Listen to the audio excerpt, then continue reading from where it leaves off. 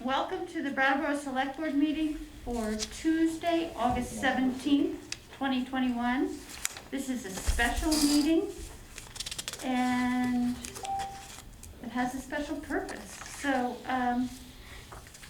Peter, has the meeting been officially warned? Yes, it has. Great. Now we have one item of new business to discuss this evening, and that is the consideration and possible adoption of a resolution either encouraging or requiring the wearing of face coverings in all indoor public spaces in Brattleboro. And to start us off on this discussion, let me ask our town manager, Peter Elwell, to discuss the data that he's provided to the board. Peter? Thank you. I'm going to actually walk through each of the separate documents that were distributed to the board earlier today, in part because they really form a set on this one topic that you're addressing tonight, and in larger part because often our backup sort of could meet that requirement or that criterion. But tonight it's also late breaking, right? This has been an evolving situation. We made a conscious decision not to release these materials until today so that we could give the latest possible information, and then found out as we walked into the meeting that there's actually an important change that I'll address as I go through the documents. So for that reason, these documents have been on the town's website only for a few hours, and we know that there's probably people in the community who are watching this meeting who are not aware of what's in them, even though you've all had them and had a chance to look at them. So what we have are two separate forms of resolution that the board may consider this evening, and some related documentation. Why two separate forms of resolution addressing the same topic? Because given the totality of the circumstances of what we've all been through together here in Brattleboro and more broadly in society over this last year and a half, we know that there's a variety of viewpoints regarding the necessity and the advisability of requiring the wearing of masks in certain circumstances. And in the research that Bob did and that he and I have considered, Bob Fisher, town attorney, and what he and I considered at the end of last week and in preparation for this meeting, we find that in the current moment under Vermont general law, there is still authority for the select board to require the wearing of masks, but not unilateral authority, not as clear-cut authority as there was for the board to take that action when you originally did in May of 2020 under the state of emergency that existed in Vermont at that time. Absent the state of emergency, there is a provision in law that we're going to talk about in a moment that allows you to move forward and have this be a requirement if you choose, but that action of the board would be subject to state approval before it becomes effective. And recognizing that and the totality of the circumstances, we thought if you might prefer, if you did want to take any action at all tonight, you might prefer to adopt a resolution that states the board's position on this and your preference, and it encourages businesses to require people to be wearing masks inside public buildings in Brattleboro, but doesn't require it. And so the first document in the set of documents that you have is the simpler form that encourages this action rather than requires it.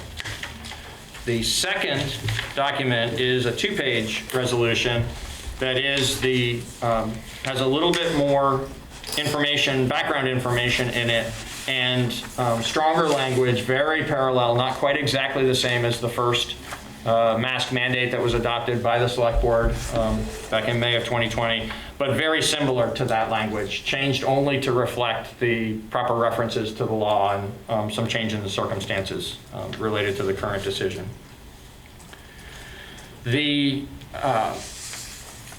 And I guess this would be a good moment to pause and go off script and mention the late breaking news because of one aspect of what's in each of the two resolutions.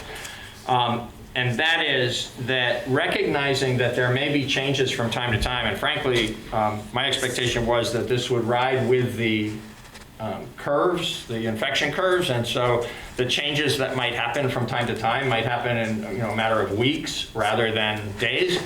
But we learned that earlier today, we've learned within the last hour that earlier today, the CDC changed the designation for the degree of community spread of the virus in Windham County from substantial to moderate. So we're back in the category that is sort of the second best, as opposed to having moved to the one that was the second worst.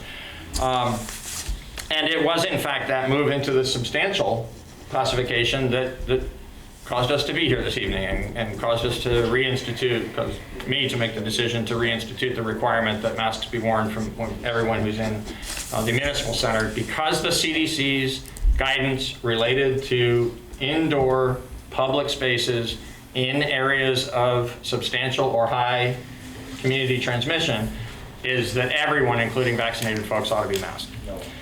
So, to address the fact that we knew this might change from time to time, even though we did not expect it to change so suddenly this evening, each of the resolutions under the effective period has a sentence in it that refers to sort of a toggling effect, where we can simply follow the science and follow the guidance of the CDC. It has the downside of creating, a bit of ambiguity where people need to stay up to date with what the CDC is recommending and what classification we're under here in Brattleboro. But if you're comfortable with that, it has the benefit of you not having to revisit this issue over and over again as the data changes as we continue to go through the pandemic.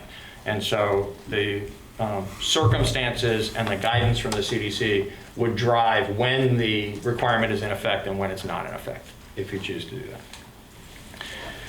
The third document in the backup materials tonight is the citation of how you do have authority, but it's a conditional authority under general law in Vermont for taking this action. Because you are not just the select board, but also the local board of health, you're empowered under Title 18 at section 613 to, and I'll just read it, the local board of health may make and enforce rules in such town or city, in Brattleboro in your case, relating to the prevention, removal, or destruction of public health hazards and the mitigation of public health risks, provided that such rules have been approved by the commissioner.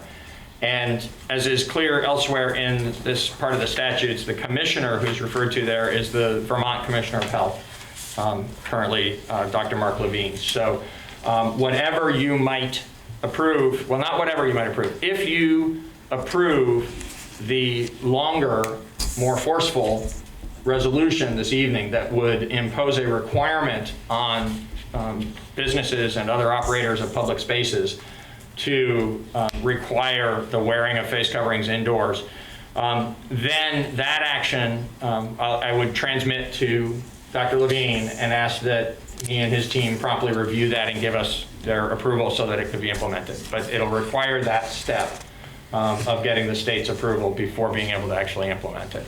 If you chose to proceed with the encourage resolution, it won't have to go to the state for approval. And of course, you could choose not to take action.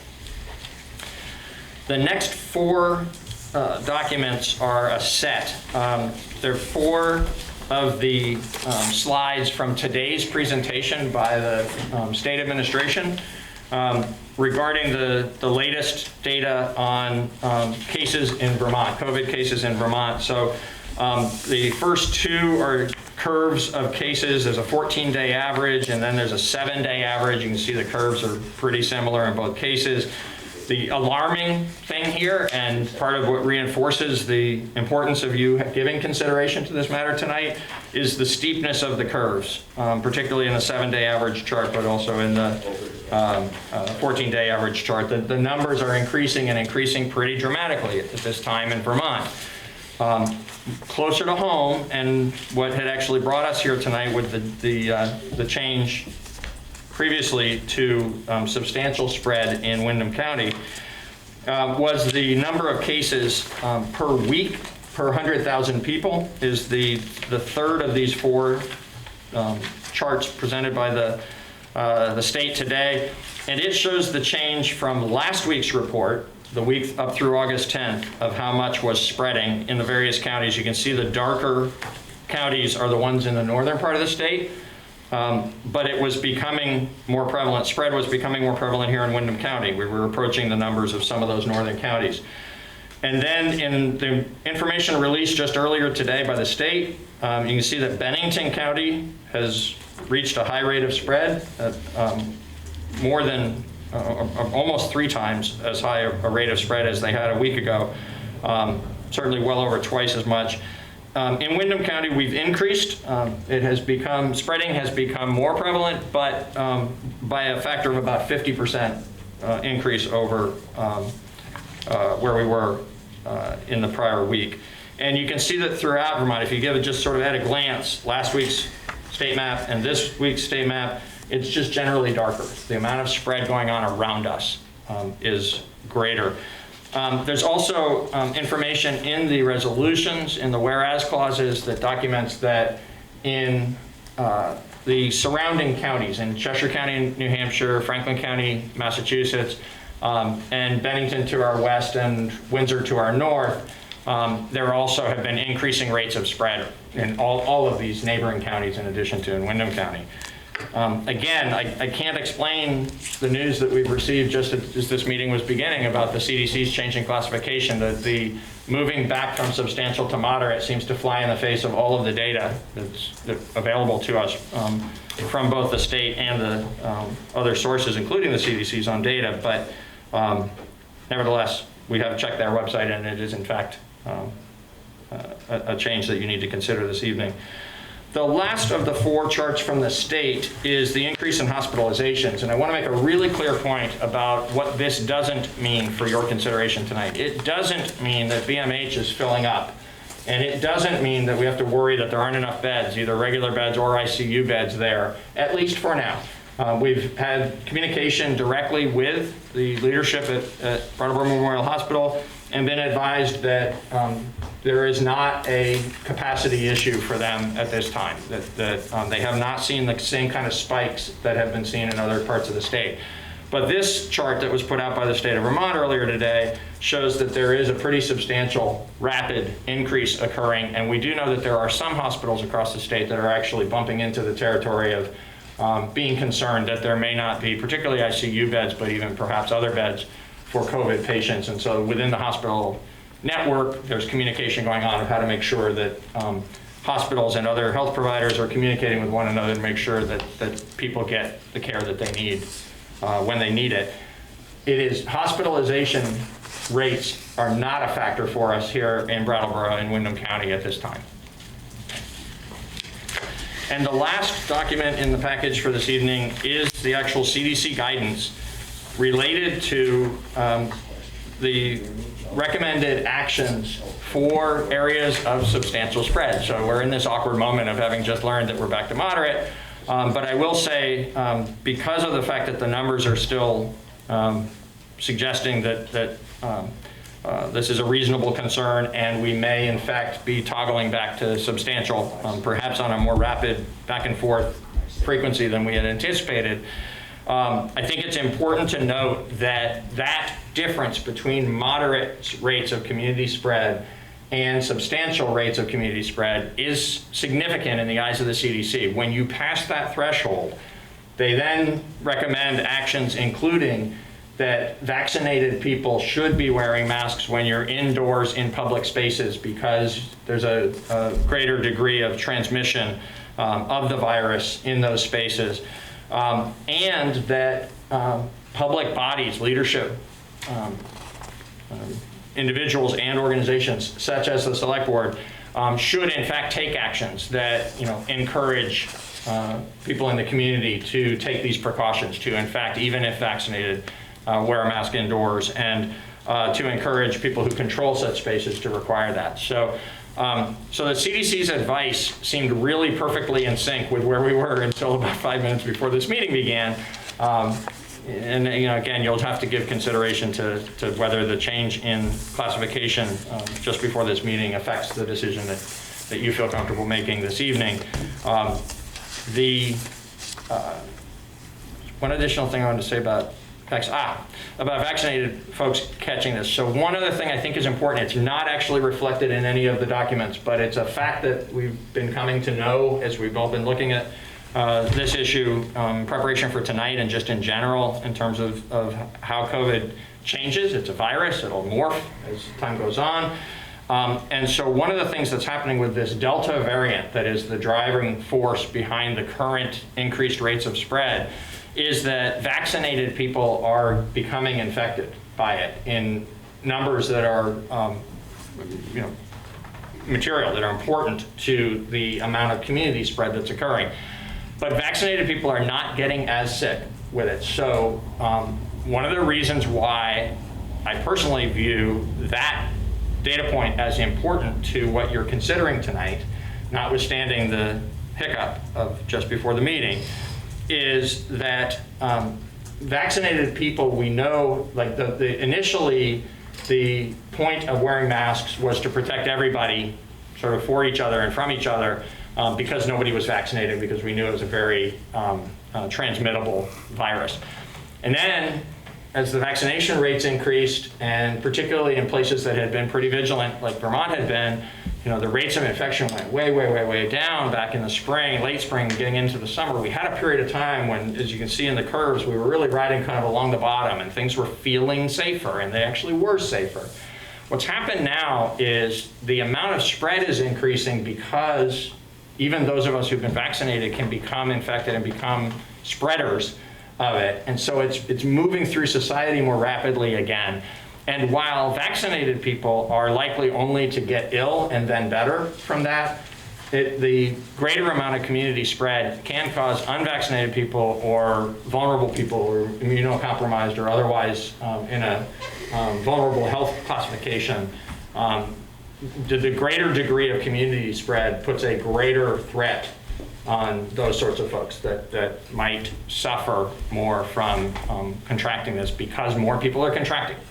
And so that's the basis on which all of this was brought forward for you to consider tonight. I recognize that it was already a complicated, challenging matter for you to consider, and it has become more so based on the change in the classification back to moderate just before this meeting. But happy to clarify anything that you might need clarified in there. Bob Fisher is with us if you want any further clarification about the law on this. Peter, we just discussed that sentence that has the toggle, because I think because of the new news that's come to the... Yeah, I'm sorry, can you... About the floating, Yep. The toggle. Yes, you may Just reiterate that. section. So that's the part that's in the effective period section of each of the two, and I'll just read it out loud, actually. So in the recommend resolution, it says, this resolution shall take effect immediately and shall remain in effect for as long as CDC guidelines recommend that face coverings be worn by all people, vaccinated and unvaccinated, indoors in Brattleboro. It shall cease when CDC guidance no longer recommends indoor face coverings in Brattleboro and shall automatically resume at any future time when the CDC again recommends indoor face coverings in Brattleboro. So the purpose of that is to allow the changes in the amount of spread that's going on and the changes in CDC guidance to dictate when this is in effect and when it is not in effect here in Brattleboro, if you chose to proceed with approving that language. And very similar language is included in the effective period section of the rule, the draft rule that's before you, if you just decided to proceed with that one. Great, thank you, Peter. Okay, so we have a lot to discuss. I don't know, Patrick, could you tell us how many people are on Zoom? And well, there are 16 people on Zoom. That includes myself and several folks from BCTV, so probably maybe 13 members of the public. Okay, great. So why don't we all give our initial thoughts, then we'll hear from the public, then we'll come back to our discussion and take whatever vote we might want to take. Dennis, you want to begin? Sure. So my concern with the way that the CDC information translates into actions that communities are advised to take is that it's very nuanced and not well communicated. So it was last Wednesday morning that I woke up and recognized that Windham County had shifted from moderate to substantial and sent an email to the town manager and the board saying, oh, this has happened, you know, we should do something about it. And the CDC didn't call us up and say like, hey, town of Brattleboro, you guys need to take care of yourselves. You know, like that's me like checking a website every day. And most people in the community are not doing that. You know, I mean, I'm not saying that people are oblivious of it, but like it shouldn't require that level of like individual vigilance. And so my thought was it would be much better for the town to, for the board, you know, to pass some kind of resolution stating this is a good idea, you know, in this situation because. And so this flip-flopping that's probably going to happen for a little while between substantial and moderate, Lord forbid we don't end up in high, and let us hope that we end up in low at some point, is also confusing to the public. And in the same way that most folks didn't know that we had crossed from one threshold to another, they will not know that we had crossed back the other way. I think in the interest of preserving the public health of both vaccinated and unvaccinated members of our community, and all children under the age of 12, whether they want to get a vaccine or not, it would be good to have a statement at least encouraging, regardless of whether we flip from substantial to moderate. If you'd asked me an hour ago, I would have said, right, we absolutely need to be requiring this. And then the data then doesn't really match up with that. The gradation between moderate and substantial is like on cases per 100,000 people. And it's like, once you get past 50, you're then in substantial, I think. And so we just dipped below 50. I have it here on my internet-enabled device. We are at 45 per 100,000. The other day we were at, I don't know, 70 or something. And so when we have a state with as few people in it as us, small fluctuations can impact, you know, those kind of per 100,000 kind of rates quite easily. Essex County, which has fewer people in the county than in the town of Brattleboro, right, is constantly way up there, but it's on very small swings. So all of this to say, it's confusing, and if it's confusing for the public, and it's in the best interest of the public, you know, from time to time, some days this would be a good idea, and some days maybe you don't need to, I think it's much easier to just say, hey, town of Brattleboro, when you're indoors in a public place, it's really a good idea to wear a mask right now. I really hope that when we get to the fall, we'll have a sufficient number of people in our community vaccinated and the Delta variant will be sort of behind us and we can get back to our normal-ish lives. And when we rescinded the previous mandate back at the end of May, beginning of June, if you look on any of these graphs, you can be like, oh yeah, that sort of made sense at the time. And now you look at the graph and you're like, not so much. You know, I want to protect everybody in this community. I think that recommending universal masking is probably a good thing to do.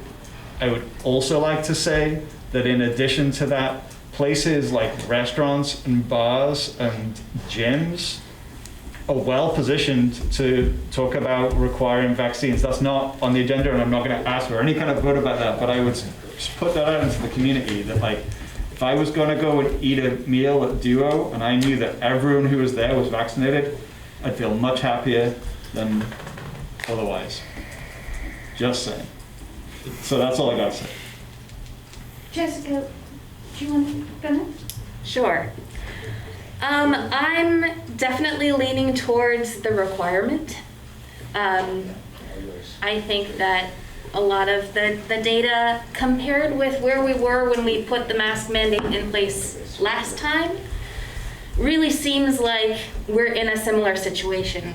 we may fluctuate for a while, but I think that it's not just gonna go away. Our fully vaccinated rate in Windham County is somewhere near 60%. 60% of the population here is fully vaccinated, maybe slightly less. So that leaves a whole, almost half of our community that is vulnerable to severe infection from COVID-19. And I think that they're worth protecting. I know that a mandate from the town, when unenforced, may feel useless to some folks. But I think it's the strongest statement that we can make, that we really want people to pay attention to these guidelines coming from the CDC.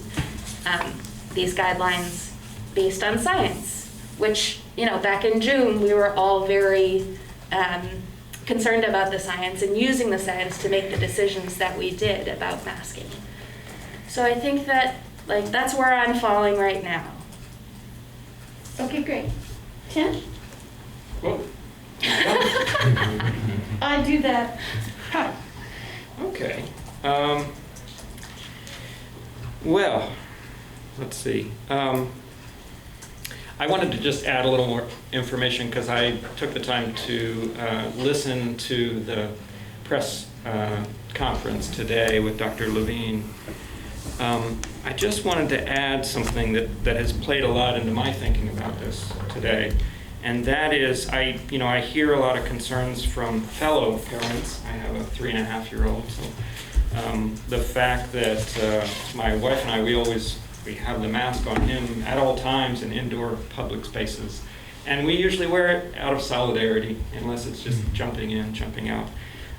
Doesn't bother him, and I no longer now, I think in the past, if you recall, I kind of fought for no one under 5 had to wear the town mask.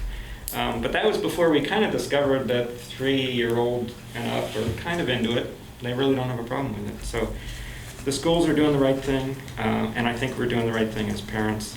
But I did want to add to your report on the latest news, and that is today Dr. Levine pointed out that Vermont continues, through the Delta variant showing up, to have 0 pediatric ICU hospitalizations, and he does not expect that to change significantly. So, when pressed, he said, well, we could have 1 or 2 pediatric hospitalizations, but we feel very lucky. We're doing very well in that regard. I think it's tough because Delta is scary, and I think, I'm going to go ahead and say it, the media doesn't help sometimes in the scary aspect. But people, I think, need to understand that while Delta is more transmissible, there continues to be no solid evidence that it's more dangerous. What's happening is that more people are getting it. So that results in more hospitalizations and even more deaths among overwhelmingly the unvaccinated, as we've heard over and over again.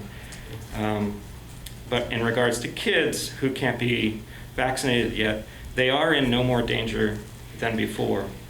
There's no data to suggest that. There's no solid data. The danger to unvaccinated age groups is still very low. So I think we're not really that well equipped. We're not even as, certainly somebody like Dr. Mark Levine and the folks at the state level with the Vermont Health Department is in a much better place to speak to the science. Or science, I like to take out the because there's no the science. Science is constantly changing. And we're witnessing that tonight, perhaps, with the CDC change. I wanted to say that I feel that it's not our job to decide the mask debate. I think that all of us here are in agreement that it's prudent and community-minded, a proactively healthy thing to do, combined, and to combine it with social distancing and, of course, vaccination. What we are here to do is decide what our messaging should be. And a mandate, to me, has no meaning if not backed up by any enforcement whatsoever. We didn't enforce any "he's got no mask on" calls before Delta showed up. And we're sure as heck not going to do it now when we are 10 officers short of a full police force. At this time, we also have no backup from our own state of Vermont. So this leaves our shopkeepers, restaurant owners on the front lines of a vicious debate on masks from a very few, but they can be pretty serious, and they spend a lot of time and energy dealing with that. We've already heard from a few store owners who really are not in favor of us doing any requirement or mandate on masking. And I think that a requirement to be masked leaves our already overtaxed retail and hospitality workers to enforce our mandate for us. And I think that's irresponsible as a policy. So I fully support a select board resolution in support of both vaccination and indoor mask use. And I just want to pause for a second. I think we're missing something. I feel like a resolution, which is what I hope we're going to move towards, wearing of face coverings encouraged. I think to separate that from encouraging vaccination and encouraging social distancing is giving the wrong message entirely. I think it skews the messaging of what's really important. And the most important thing, we might even all agree on this, is vaccination and using these three strategies in tandem together. So I'd love to just throw that in there, that maybe if we're going to do a resolution, let's encourage vaccination, because holy heck, I see Daniel and I spend a lot of time, everybody here is spending a lot of time talking to people about getting vaccinated. So anyway, I'm not in support of anything tied to an order or a mandate, which has no enforcement behind it. I'm not sure who we're trying to kid with sort of a mandate at this point in time, where we are right now. I think it's more political posturing. I think it's satisfying some people, but not really accomplishing anything. We live in the most vaccinated state in our nation, and I think we also live in a very responsible town with people who take masking seriously, social distancing seriously, and taking care of fellow community members. So I support making a strong statement supporting vaccinations and distancing and masking when indoors, and I trust the message will be heard from the overwhelming majority of our community. Ian? Yeah, I think really the issue is the mandate or requirement. The teeth of it come from the CDC recommendations and guidelines, and I don't really know how we pass it right now when the current guidelines don't require it. It puts Commissioner Levine in a really weird position if we put this to him, saying basically, if the CDC changes it, which judging by the curve, it probably will, we would like then for this to be in place. It's kind of awkward. I think it also sort of gets, it's kind of opposite of what we're trying to do, which is be clear and provide a very simple set of rules and guidelines for the public. And if we basically pass this the way it is right now, we're just saying, okay, here's another place you need to check besides the CDC. Now you gotta check the Brattleboro website, and like when we post and tell them that, tell people that, okay, now you gotta wear masks, the CDC is saying so. So it's pretty, yeah, it's awkward, and I'm not really sure. And I was going into this meeting feeling very differently until right beforehand. I would like to know whether the requirement version, the required version of this could be modified in a way to reflect the staying with the CDC guidelines that actually could be approved by Commissioner Levine. I don't know if that's a question for Bob.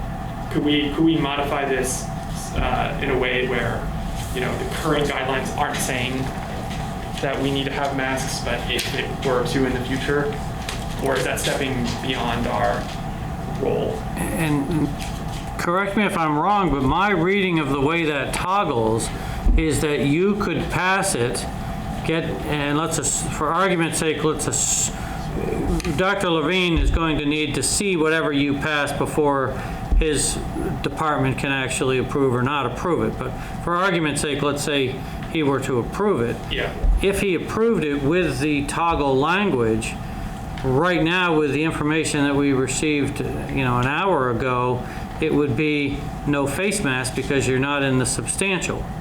And if that changed back to substantial, then the rule would automatically take effect. So correct me if I'm wrong or if people disagree, but I don't think that what we're calling the toggle language would need to be changed given that news that we just received. Obviously, if you go the requirement route, that will require the commissioner of the Department of Health to approve that. So Yeah. that goes without saying. But that's just preemptive, I guess, now. Right, you're right, that would be putting into place a requirement based on approval by the commissioner and the CDC designations. Yeah.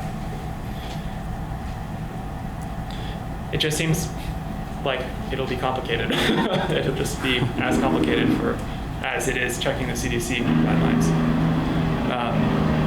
Yeah, I think I find myself blending more with Mr. Quipp on a recommendation or a encouragement from the town as to wearing masks right now. But that's kind of where I'm at currently. Okay, thank you, Peter. All right, thanks, everybody. I have just a couple of points. Mostly it's just, that straight-up trajectory of cases is alarming, and I think that we're all alarmed. And, our charge is to act for the health, safety, and welfare of the community.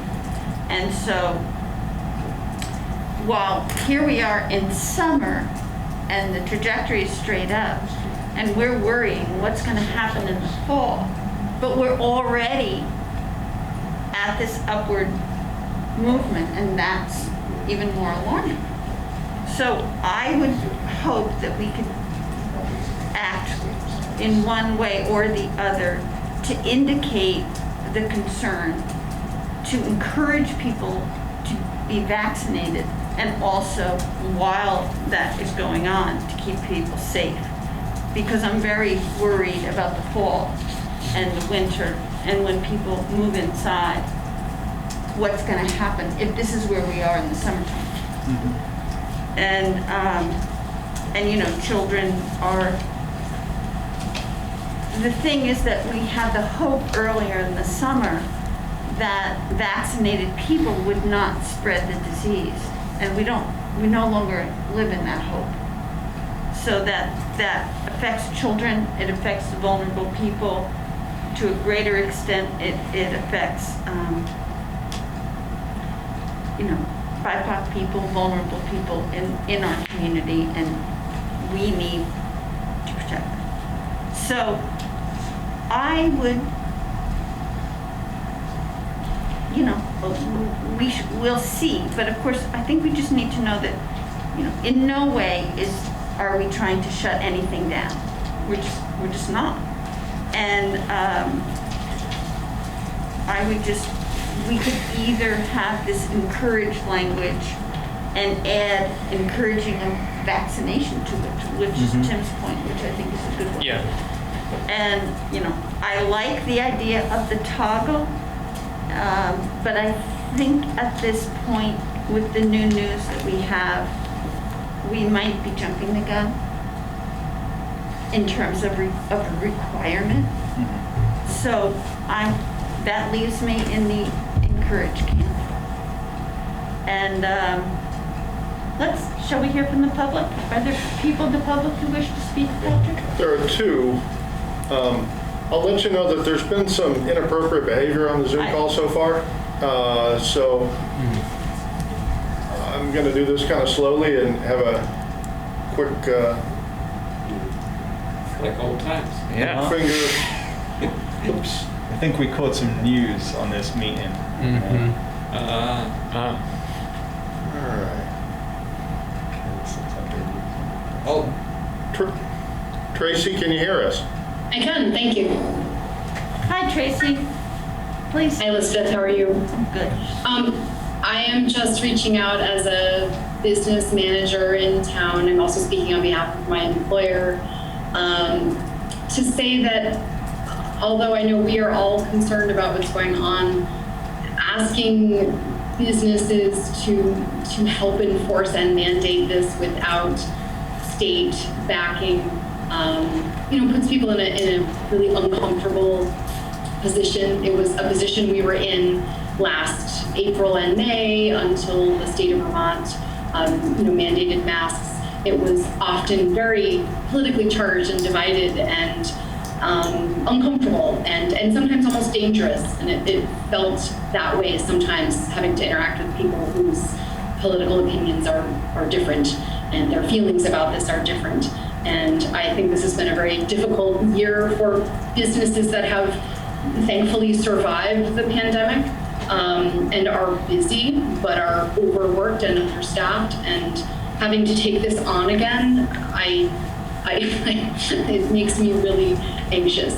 And so I think people are doing the best they can. I think people are making their own choices. This is what I'm seeing. Our customers are doing whatever they're comfortable with, and we're fine with that. And that is my opinion as a small business manager. And I wanted to share that with the board so that we can just kind of continue on that path until there's something else we need to be thinking about on a state level.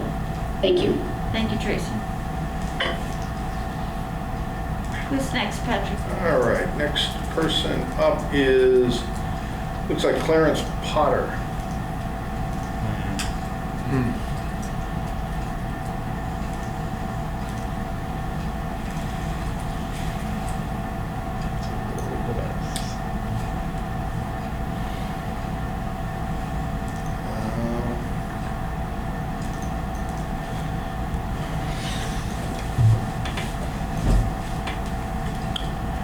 Clarence is a little slow to respond. The next person would be William Schaus.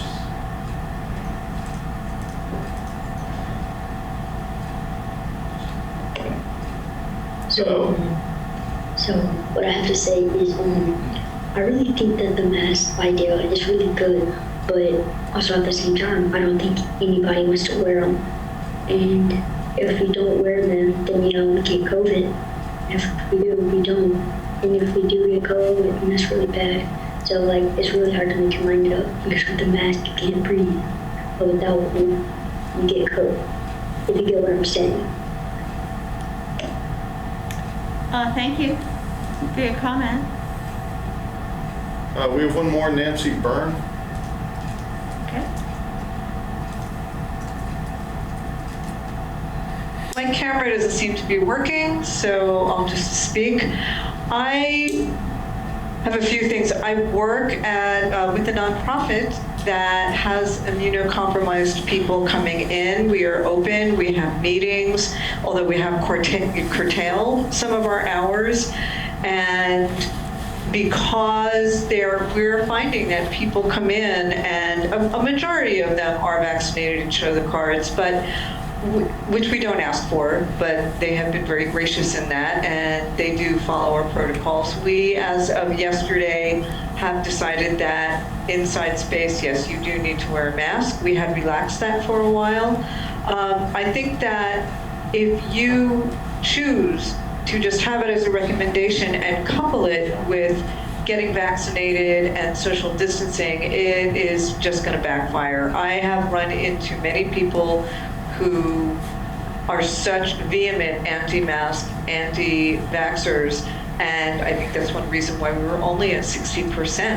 And I know that people have come into various meetings who have not been vaccinated and have not been wearing a mask, and that is very concerning to me. And I understand for sure, I've been in that same space, that you don't want to alarm people, you don't want to create any hardship, especially for a business, but the reality is my situation being at this nonprofit drop-in, we do not want people to get any sicker, and they are immunocompromised.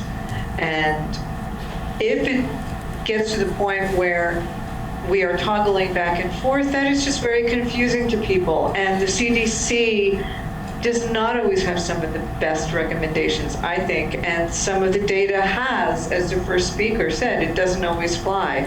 So I'm not convinced that the CDC is the golden medium to look at for the truth and total guidance, although I look at it every day and I report, to the group, that I work with, and I am very transparent with our guests who come in for services. And I do appreciate how a mandate would be difficult.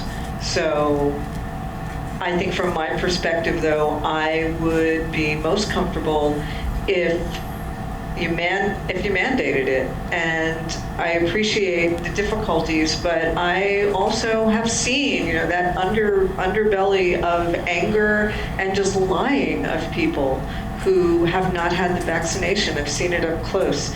And that puts other people at tremendous risk, especially in the industry that I work in. If you do a requirement only and are very clear that we're going to be toggling back and forth, I think that has to be a really, really big part of the messaging. Saying we are recommending, we are not mandating, however, this is critical. We are going back and forth. We may need to mandate just to get people to see that even though we have the highest in the country of vaccination, Windham County does not. And that is a real concern. So my concern is if you're going to do the requirement only to message really, really strongly and deeply that it doesn't mean we're out of the woods and this could get worse any moment. It goes back and forth. And it's very nice to say, well, everybody should get vaccinated. That is just enraging other people. And personally, as a citizen, I have been yelled at and screamed at on the street because someone knew I got vaccinated. So there's more disruption with that issue, I think, than some people realize. Let me just... And that's it. Thank you. Let me just see if I understand what your ultimate message is. You're suggesting that a encourage document is preferred over a mandate? Or are you, I'm just confused, so just clarify. What is it that you're actually suggesting that we do?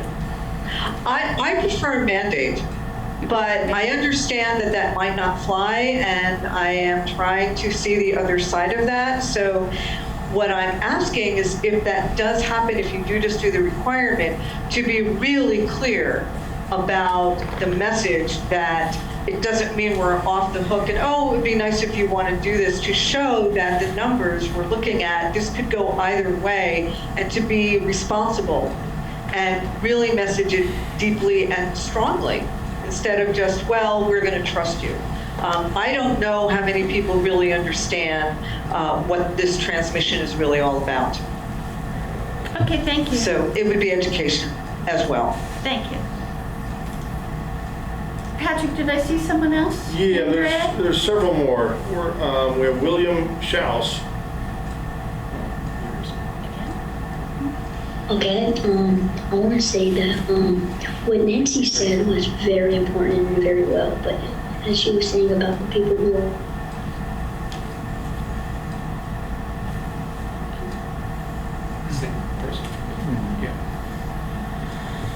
Okay, William, do you have more to say? I think that was... That was it?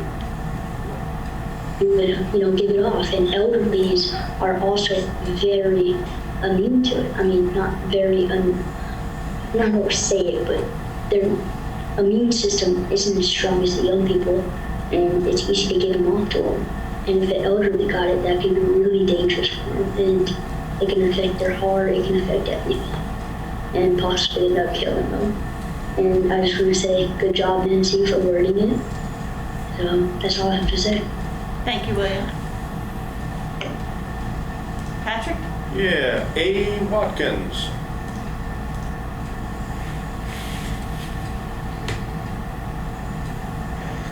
Hi, Andrea. Hi. I just wanted to point out that Brattleboro, of course, does not exist in isolation, and deciding whether we should mandate masks, we should be taking into account that people come from across the border, Cheshire County, which even though we are currently tagged as moderate, Windham County is tagged as moderate transmission, Cheshire County is high. Franklin County is substantial. And to ignore the fact that people don't live their lives within a county is would be imprudent. That plenty of people from Cheshire County come to Brattleboro to work, to shop. Likewise, maybe a little less so from Franklin County, I'm not really sure. But there is a lot of travel back and forth in Cheshire County right now is high, and we should take that into account, not only right now, but in the guidance that you set, whether it be a mandate or a recommendation, sort of what level of attentiveness we have to wearing masks should take our adjoining counties into account. Thanks. Thank you very much.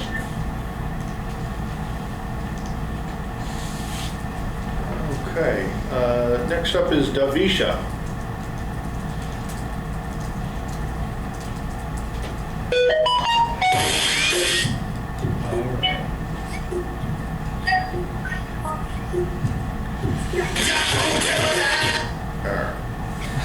Thanks, Davisha. Next up is going to be Jana Mark.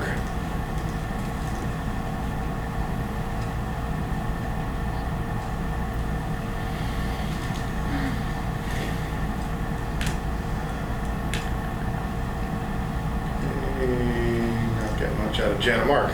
Next up is Chris. So basically, All right, done with Chris. It's school vacation already. William Schaus once again. You're from William Schaus? I think I think that would be 3 twice times. is sufficient. Thank you. Oh, okay. Can we go back to the board? Shay Witzo. Here's a Let's friendly hear from face. Shay. Hello, Shay. Hi, y'all. Hello. Hi. Great to see you. I'm a Brattleboro resident now. And I just wanted to share that I wanted to affirm the struggle and counter one narrative that I've heard, which is that people are just doing what's comfortable for them. I think for people who are extra vulnerable, who have medical vulnerability, it's not comfortable to be in unmasked indoor spaces with folks who are unknown vaccination status, to do errands and work. That's not comfortable. It's not even safe for a lot of folks who have medical vulnerability. And I think that it appears that way to business owners because I think the crowd of people who wear masks and have disabilities is invisible and less vocal than folks who vehemently oppose mask wearing and vaccines. I know for myself, the folks in my life who oppose vaccination are not going to be swayed by any found messaging. They've decided that that's within their, structural belief system about the world. And I think for folks at this stage who have decided that that's not something that they're willing to do right now, indoor mask wearing is the best protection for those of us who have significant medical vulnerability in our households. So I just want to name that dynamic. I'm not going to tell you all what to decide, but I think that there's a false perception about comfort that I just want to challenge. For many people who have medical vulnerability in their households right now, work is inaccessible, work outside of the home. we're seeing these like high rates of unemployment, and I know that that's relevant to a lot of folks. If there's nothing there to protect you at work, and you're really medically vulnerable, like what's the motivation, right, to go out into the world every day? For things like grocery shopping and other errands, it's not comfortable at all to be a person who's really vulnerable, even if you're vaccinated, right? A breakthrough case means something really different to a person with a healthy immune system and a person with a challenged immune system. So make the decision you make, but I just want business owners to understand that just because there's a group that's less bullying doesn't mean that their needs aren't actually more important. And I know that it's a really tough position to be in, to be on the front lines of that argument, but in saying that that's the motivation, we're just saying the bullies are winning. If that's the only reason we're not going to do it, it's because people who are vehemently opposed to taking care of people with disabilities will be tough. To me, that's not actually an adequate motivation to not take care of people who are vulnerable. So I don't know what that means about policy, but I want to put that on the record because that's a really uncomfortable thing to hear, that it's working fine for folks who are really vulnerable. It's not. And as the person who said who works with immunocompromised people for work, it's not comfortable for them either to have to be faced with enforcing that by themselves. And the organizations that I know who work with vulnerable people are waiting for mandates to act to take care of vulnerable people. So those mandates do matter at the organizational policy level, if not the individual level. And I appreciate that you all are wading through this muddy water along with the rest of us. Thanks. Thank you.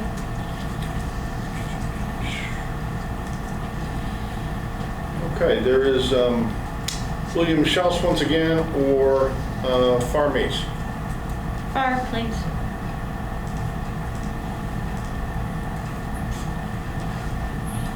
Hi, Hi, Paul. good to see you all again. Yeah, I wanted to kind of second part of what Shay was saying. You know, I as some of you know, work in retail downtown Brattleboro. And sorry, I'm totally backlit. Feels creepy. Sorry about that. Yeah, so I feel like I would very much appreciate having a mandate to point to and say, to tell people who are coming into the store who are not masked, and either because they aren't following the news or because they're just kind of, willfully ignorant, aren't wanting to wear a mask. It is really helpful to have that mandate, and I feel like it's a little bit backwards to say that it's on frontline employees to be enforcing a town mandate. I feel like it's backwards. It's actually helpful to have that town mandate for the frontline employees to actually point to and say, you know, this is not just me. It's not just our workplace. It's not even just our boss. It's like the town has some official gravitas behind this decision, and there's enough public acknowledgement that this is an important thing, that you know, our select board has decided that it's worthwhile to have a mandate or a requirement. And also to second what I think it was Andrea said, you know, in my workplace, it's not just Brattleboro people. It's not just people across the river in Cheshire County either. I feel like, you know, the last time I worked a couple days ago, it was probably as many people coming from the Washington, D.C. suburbs as there are from Brattleboro. So it's, you know, it's not just about our own community transmission numbers. As Andrea said, it's we're not in a vacuum, and we're very much connected. And I feel like even more than we were before, are becoming something of a tourist town and a tourist destination. Partly because we have been so safe, and so I hope that we keep that up. And it is, I think, helpful to have these sorts of official decisions to back that up. Thank you.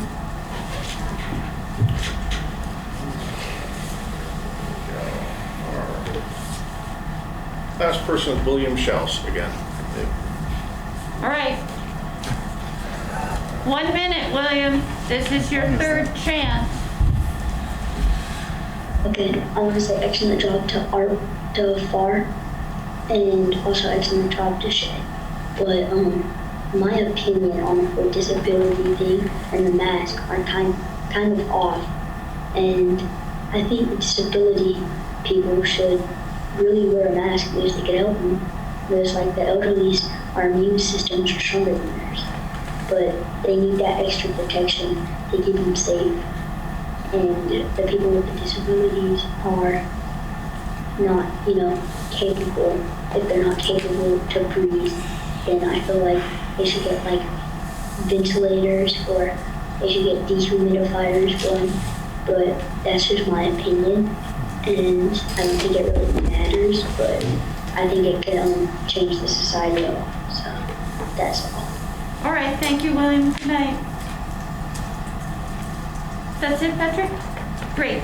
Okay, just a little clarification. It was my understanding when we first adopted the mask mandate that we did it so that the people in shops, it would take the heat off of them themselves, and they could point to us as being the bad guy and allow them to not get into disagreements with the public, but just refer them to our work and take them off the hook. And I think that, I've heard from some people who want that same protection. Peter, have you heard from towns, merchants and so forth who have differing opinions? I haven't heard much actually in the last few days. I've seen what you've seen, I believe, in terms of email communications. Over the many months, what I've heard more from the business community is the appreciation for the ability to rely on a town action versus the desire for there not to be a town action that they would have to comply with. But it's not universal, as we've heard tonight. But that is I've heard more of that opinion from the merchants than the other. I also would like to add something at the appropriate time regarding the toggling, but I'm happy to. Please do. Okay. Regardless of where you land on this, as I've been listening to the comments of the public and considering the comments that each of you made and thinking just about the complexity of the whole situation, it seems clear to me that if you do decide to take either of these actions, that if not the primary benefit, certainly one of the primary benefits of that is bringing greater clarity to a situation that has a lot of confusion in it. And I feel as though that will be defeated by the toggling. So I'd just like to suggest that if you do decide to proceed with one of these, that we pull the toggling out and have you just declare that you're taking an action at this time that, based on the information available to you at this time, causes you to believe that it's appropriate to either recommend that masks be worn indoors or to require that masks be worn indoors in public places. And that action stand as we go through the variations in the data in the weeks and months ahead, until such time as you decide that it's not necessary any longer. You could ask that it be brought back up at a meeting and take that action. I'm concerned that the proponents we heard from tonight, one after another, talked about the importance of the clear message that it sends, and that the toggling actually detracts from that. Thank you, Peter. Does anyone have any more comments they want to make or make some sort of a final recommendation or motion? I'd like to respond to Peter's point. Sure. I think, while I really hear that, the issue is it would put a Brattleboro requirement, mandate, whatever the language we want to use is, that would be directly in conflict with what the CDC is saying. And for example, tonight, if we just were to take out the toggling language and say, all right, in Brattleboro, you're required to wear masks, and the CDC is saying, actually, you're at moderate spread, you don't have to wear masks. Mm-hmm. And I don't know if I feel comfortable and I'm saying this to the board, like, as we're sort of building this tonight, like, very differently than I thought it was going to go. I really thought that we were going to put forth a policy position that was going to just be in line with CDC's guidance, because the CDC knows a lot more than all of us sitting here. Yeah, I don't know if I feel comfortable doing that. Yeah, and I understand, but I understand what you're saying. You know, the clarity is so important. Yeah. So would you then feel that there's clarity, and would you feel comfortable with the encouraged one without the toggle? I think that I would feel comfortable with the encouraged without the toggle, with a very clear point to be made to the public that the Brattleboro Select Board has every right to revisit this. And if this curve gets steeper and suddenly it's very clear that this is going to just continue to move, that we could move to a more strict position. That would be what I'm fine. And Daniel? My understanding of reading the encourage resolution is that it does, I don't know if even I want to get into this whole toggle thing, but it says this resolution shall take effect immediately and shall remain in effect for as long as CDC guidelines recommend that face coverings be worn by all people indoors in Brattleboro. And so that is tied to substantial and high spread. That's very true. So what I heard last year when we put our mask mandate in place, which was not even a mask mandate, right? It was a order, is colloquially in the community, a bunch of people are like, oh yeah, the select board made an ordinance and now you have to do this. People are not gonna track like the nuances of like, oh, we just crept from this designation to this designation, so now we've got to do this. It's like, I mean, they probably should, you know? If the CDC is going to say, do this when conditions are like this, then you need to keep an eye on when conditions are like that. But in reality, that's not what happens. You know, so I would be very much in favor of a pretty straightforward kind of encourage wearing of face coverings indoors in public spaces and encourage vaccination. I don't want to think of people who are not currently vaccinated as anti-vaxxers, as like a monolithic group who all share one particular opinion. In my work, I've come across a lot of people who are not currently vaccinated or were on the fence for a really long time, and the reasons for being on the fence were many, and they were all pretty reasonable. You know, there are a small, hardcore, very loud group of people who want to shout about you know, why the vaccine is terrible, but those are not most of the people. They're just loud. And I want to leave space and like love and care for the 38% of Windham County that is not currently fully vaccinated, and not paint them with a brush that they are all, you know, awful people ruining it for everybody, because they ain't. I guess that is a sidebar. But it's true in my opinion. Well, it's true. It's true. It's true. It's true. So I'd be more than happy with encouraged. I'd like to see vaccine encouragement in there. I'd like to see us start to try and reach the 38% of Windham County through whatever means necessary, using trusted community partners to set up small meetings to really talk with our friends and neighbors about it, because the mask is a mitigation measure. When we put the mask order in place last May, that was because that's all we had, you know, and we're so lucky to have these vaccines be readily available and free. You know, the minute that I was able to get one, I jumped at the chance. And I remember all those months back when you were waiting for your turn and you were like, oh my God, it can't come soon enough. And now they're sitting there waiting for you, and we really need the people to go and get them. But we need to talk with those people and figure out what their concerns are. And it might be that the Brattleboro Select Board's opinion about vaccination is not important to them, but like some other people in the community's opinion may well be. And whatever levers the town can pull to make some of that stuff happen, I think we should be doing it.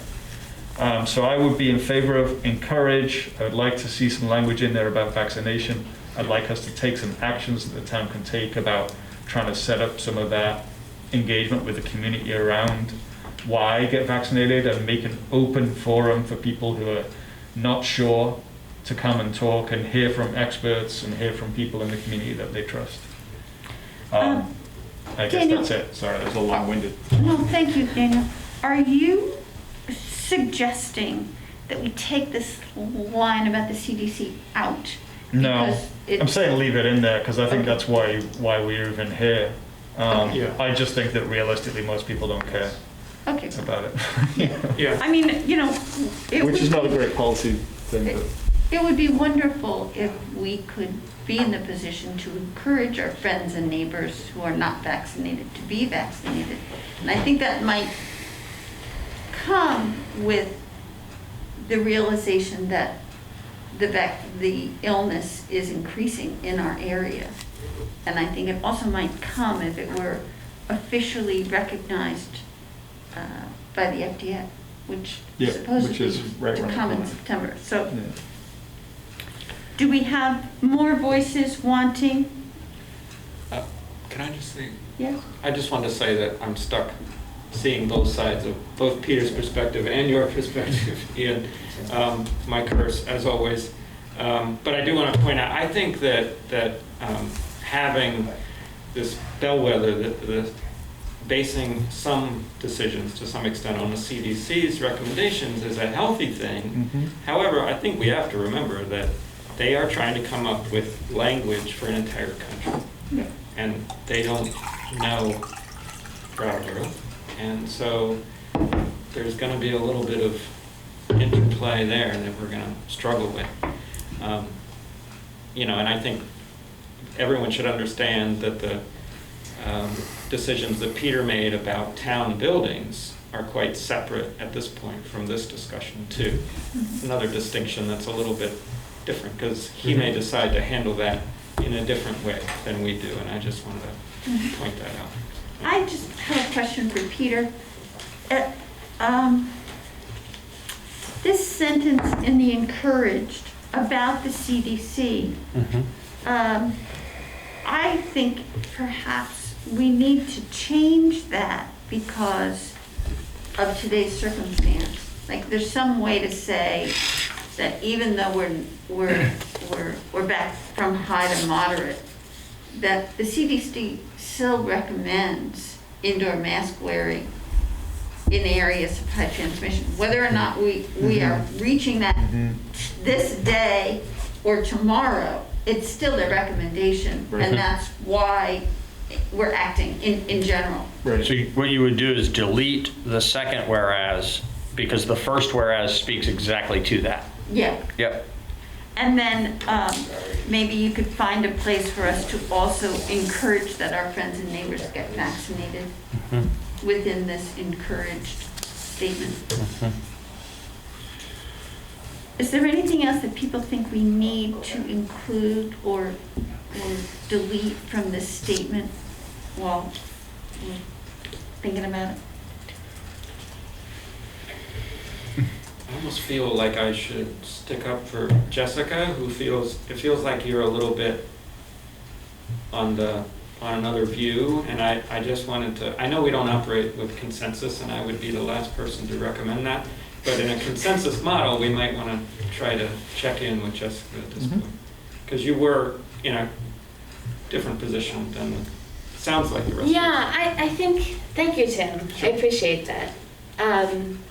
Yeah, I'm like both like excited that we're in a moderate transmission phase, but also want to acknowledge 6 of the 7 last days we were in substantial. So just because one day is different doesn't mean we're out of the woods, right? Right. And in the initial mask mandate, I mean, it was a preventative action that the select board took to take care of the public health of the community. And I just, just this line is really like, It's terrible. it's really steep. It is. And yeah, so part of me really wants to suggest that we take a leadership role in saying we see the trend line of where things are going. We took a similar action even when there wasn't such a trend line in our community. And we're going back to that mandate because we want to have a protection for the long term and not wait until we're in a high transmission category for 2 weeks to institute a mask mandate. We want to prevent our community from getting there. So that's why I'm still like, oh, I wish we could do the mandate. I'm comfortable with making a recommendation, encouragement. I mean, that's okay. I would love to be able to revisit this and put it on our calendar to revisit in 2 or 3 weeks from today. 2 weeks from today. I think that's a great idea. Dan? Well, we could just do that today. You know, I mean, so the problem I have with all of that is like, if we were to require face coverings, it does kind of go in contradiction of what the CDC is recommending. Not just kind of. Yeah, I mean, it does. It goes in contradiction with what the CDC is recommending today. Yesterday it didn't. You know, and the trouble with this kind of nuanced system of like 4 classifications is, yeah, I mean, there's going to be some movement. I mean, we're lucky, not lucky as such, but you know, this is a product of like all of the work that people have put in during this pandemic, that we live in a place with relatively, you know, fewer cases than the rest of the country. You look at the rest of the country and it's like, oh my Lord, it's a nightmare. I don't want us to get there. I don't want to leave people vulnerable. The trouble with, you know, making these decisions and then revisiting them several weeks from now, it's like, I wanted there to be a special meeting tonight because, you know, a week ago, this was something that was really concerning to me.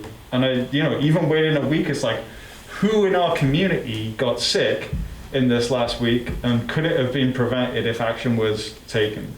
Who in our community will get sick next week because we said encourage rather than require?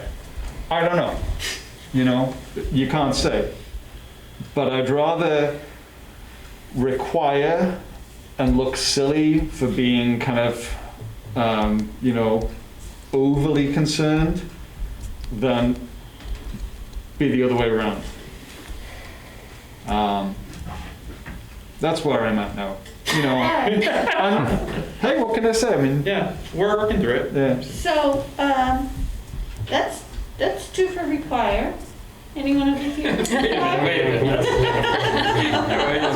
So it would be the require, it would remove the toggle language as it's been now, comes to now. We would if we were to do the required language, would we still want to revisit it in 2 weeks? Understanding Mr. Quip's opposition to that.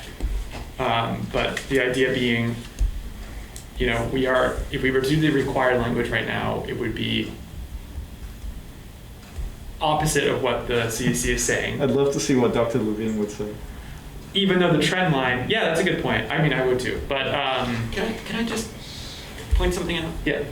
So the CDC doesn't say anything about requiring. We're adding that recommend. Brattleboro spin. The CDC literally says, recommends community leaders encourage vaccination and universal masking in indoor public spaces. Now, let's remember that the CDC is not saying require. So I think our job here is, are we going to require, backed up with no enforcement whatsoever, or encourage? Well, it's interesting because we can't require vaccination, and we can add in the language of vaccination if we do the encourage. And frankly, it's almost, a distinction without a difference. Yeah. If we do the encourage, I think that minor softening will be, I think, maybe more broadly accepted. And it is consistent with the CDC guidelines, because if we're too heavy-handed before the actual CDC language that would require that, then there may be more of a backlash than if we just do the encourage. And frankly, that's a different position than I had walking in this room. Mm-hmm. But from what I've heard, if we have the encourage, we can add recommending vaccinations to people, which the required really won't allow us to do, I don't think. I think kind of an opposite of that. There is also a lot to be said for implementing these requirements before things get bad, which I think has already been brought up by Jess. Yeah, and I think that that's a pretty compelling point to taking the stronger language earlier. Yeah. Okay, well. Sorry, I'm gonna raise my hand. Yeah. Couldn't the require resolution also have language in there that encourages vaccination? I don't see why within that you couldn't also encourage vaccination. Sure. We could make a statement that talks about how masks, as you said, are a measure, but that vaccination is the goal. Mm-hmm. Yes, Peter? I'm going to defer to Bob on this, but I think you shouldn't do that. I think you could do two separate actions where you're encouraging vaccinations and requiring the masks, but because the enabling legislation that we're traveling under speaks specifically to making rules, I think you should stick, if you do the mask requirement, I think you should stay in that document within the four walls of making a rule and let your encouraging piece be separate. Got it. So we could do two things.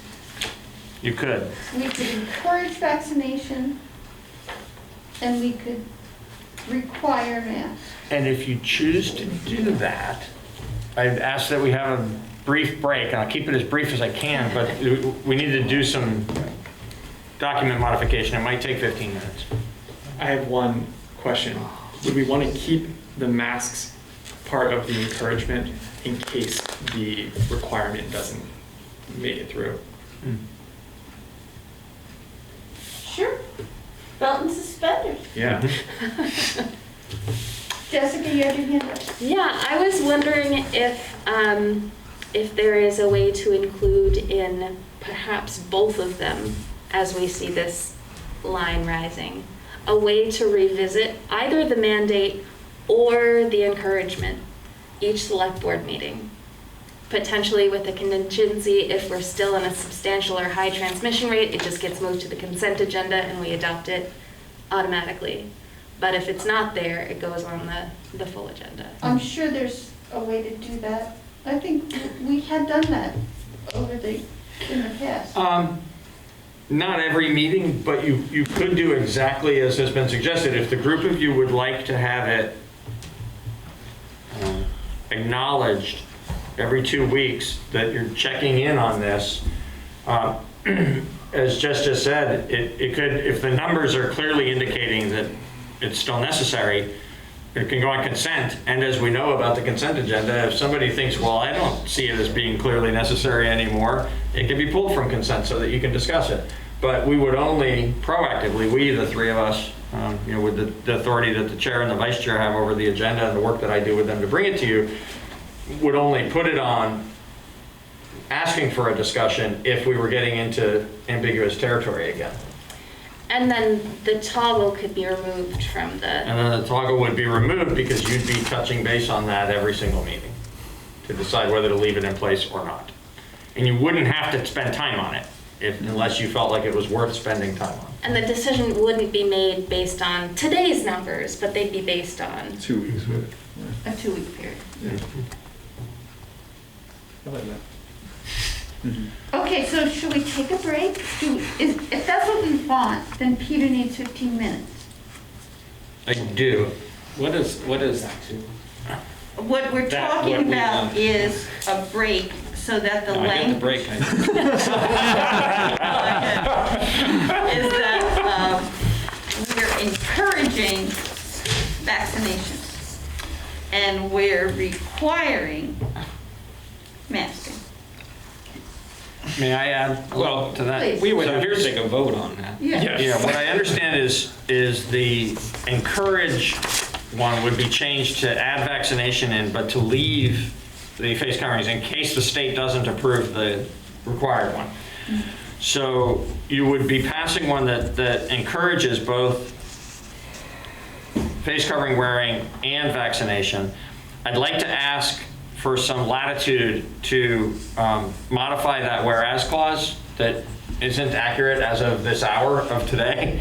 And I think the posting of requirement is not helpful in the encourage. I left it there earlier today when I modified this, and I don't think I should have.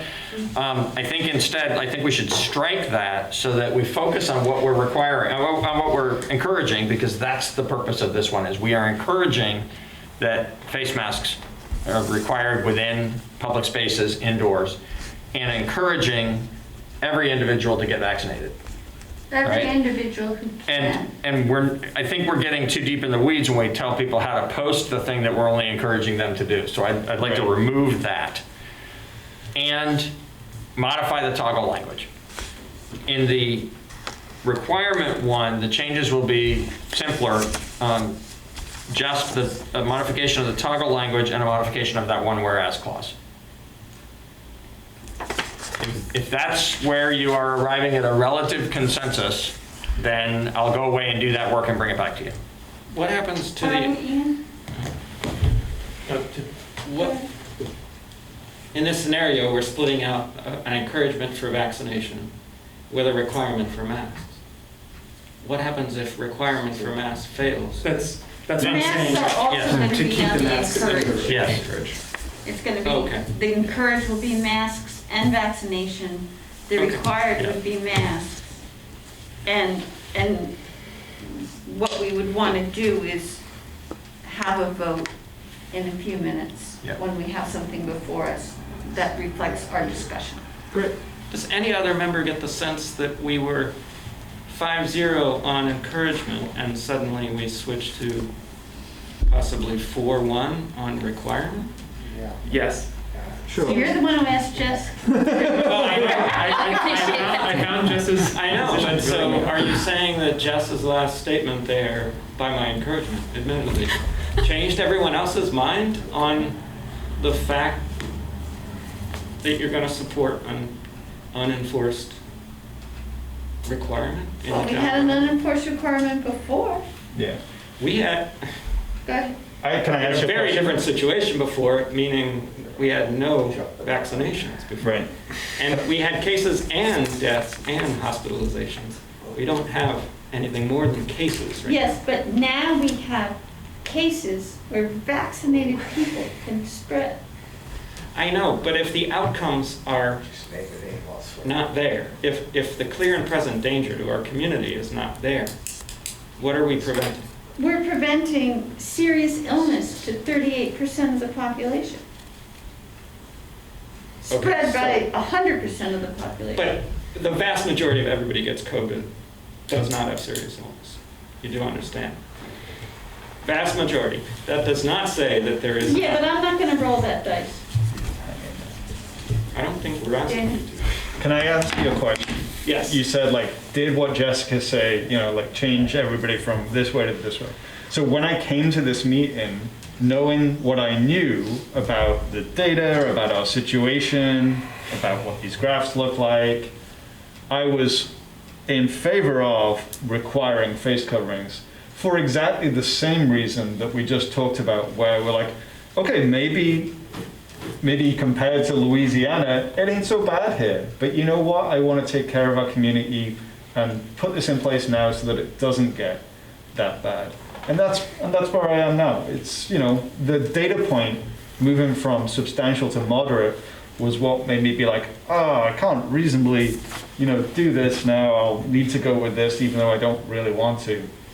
And I'm like, well, we're in a position of leadership. We're asked to take responsibility during a once-in-a-lifetime pandemic, and I'd rather be too cautious and, you know, keep people safe to the best of our ability than not cautious enough and regret it for the rest of my days. But that is, the difference here is telling people what to do versus asking people to do what they're hopefully already doing and grasping, right?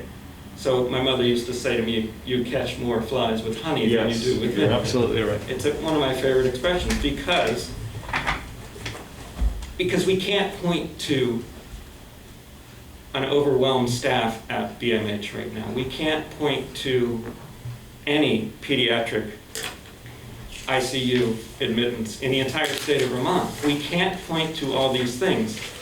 So we are putting people, as we've heard from, and this was wrong, we've heard from multiple, at least 2 or 3 people on the front lines of having to feel like they're requiring masks, who say this is a burden to my business and my employees. And that's all we're doing is putting up, I assume there'll be some sort of sign saying the town of Brattleboro does this. But this is when I turn to Peter and say, what will the Brattleboro police do when they get a call, there's somebody not wearing a mask in my store? We did not do enforcement of the first order. Right. And don't anticipate doing enforcement of this rule. What we did do was follow up with those. When we got those kinds of complaints, we followed up with the business owners or you know, the folks who operated those facilities and talked about why the select board had taken the action and urged them to comply with what was framed as an order but explicitly without an enforcement provision included in it because we knew that we didn't have the capacity to go out and be mask police. And this is an opinion, not data, but I believe that it more or less worked. The circumstances are somewhat different this time. I fully respect that you've got a calibration to finish doing here together to decide where you land on this. Not urging you to do the mandate, but I do believe if you choose to do the mandate without an enforcement provision, that's not a sham. I believe that in the first go round, it was actually quite effective at making masking the norm in the public spaces of the community. To me, I know you guys want to speak, but I just want to say that the most compelling evidence is this graph. Those are cases.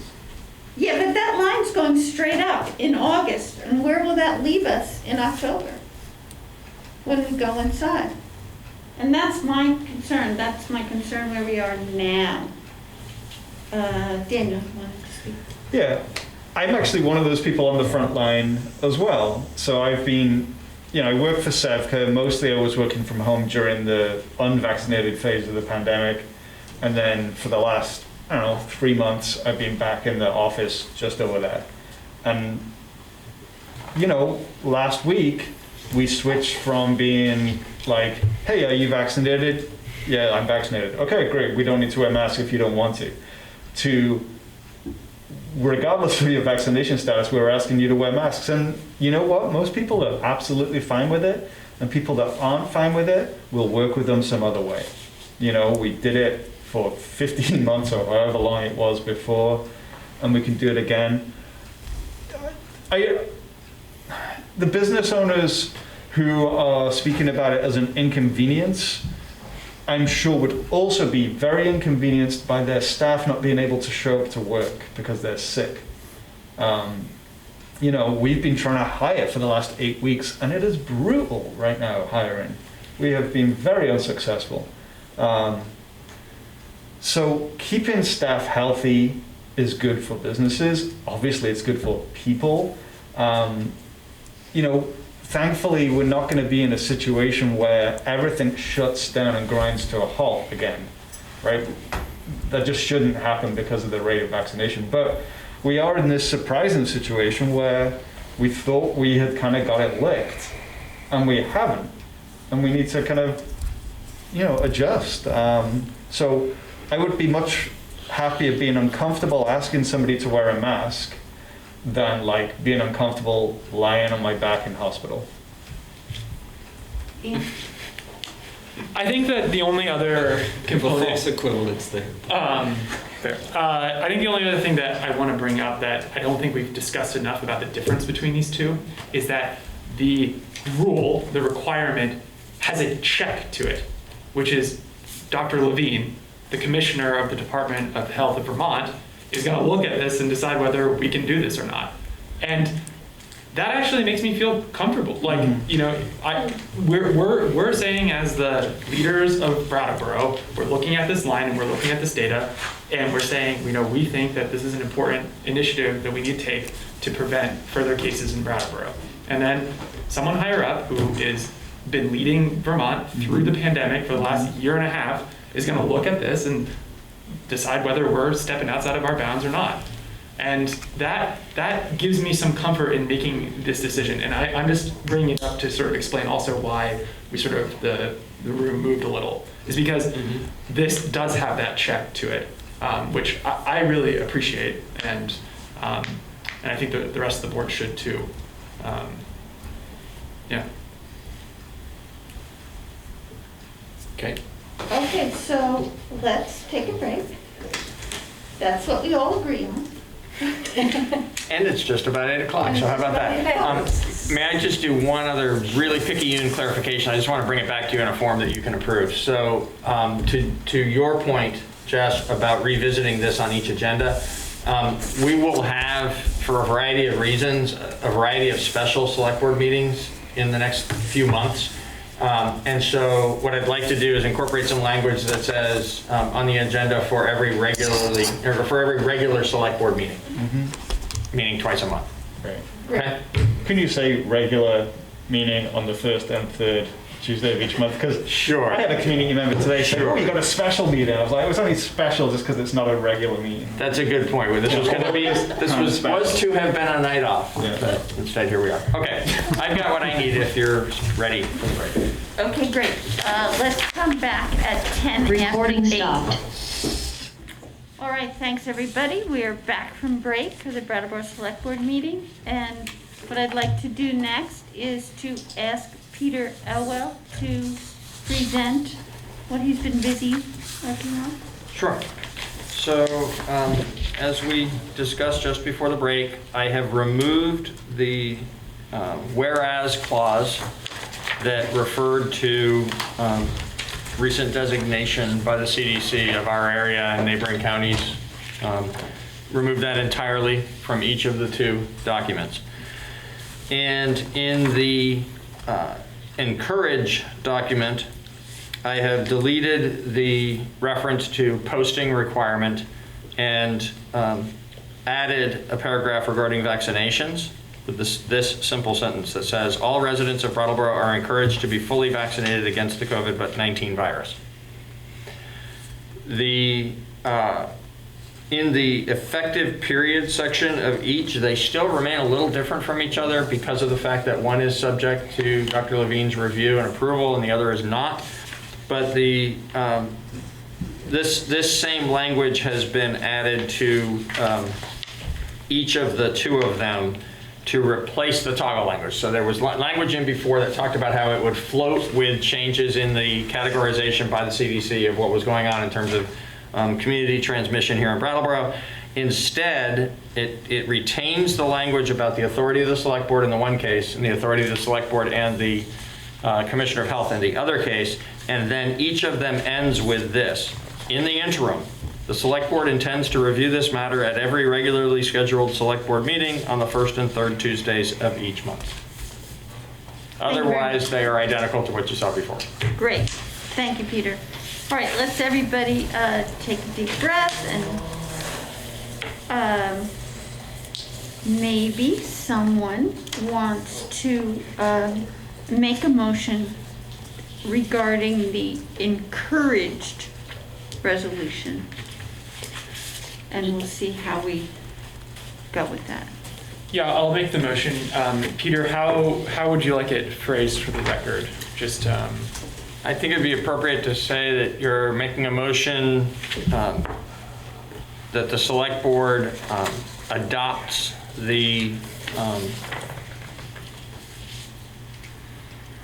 resolution encouraging the wearing of face coverings and vaccinations. okay. So I move that the Brattleboro Select Board adopt the resolution encouraging the wearing of face coverings and encouraging vaccinations. Great. Ian has made a motion that the select board adopt a resolution encouraging the wearing of face coverings and the encouraging of vaccinations. All select board members in favor of this resolution, please raise your hand and say aye.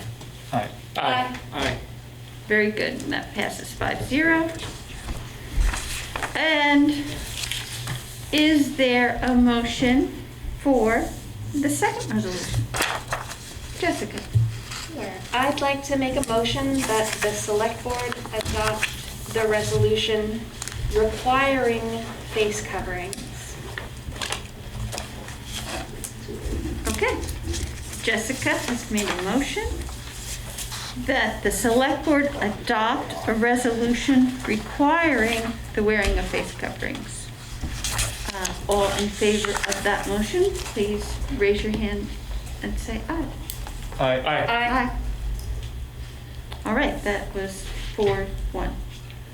Typically, you would ask for opposed, but, Oh, and I would say nay. very good. Thank you. Okay. 4-1. So that has passed, and I thank everyone for their hard work on this matter.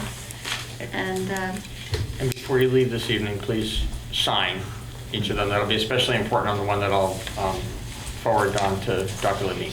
great. And I'll yes? One quick question to Peter.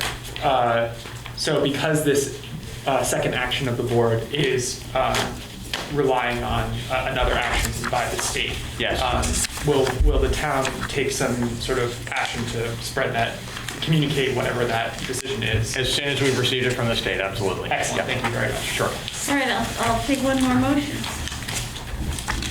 Move to adjourn. Daniel has moved to adjourn. All in favor of adjournment, please raise your hand and say aye. Aye. Aye. Very good. Good night, everyone, and thank you. Nay. Recording stopped. What is this? I'll see Dr. Quiet.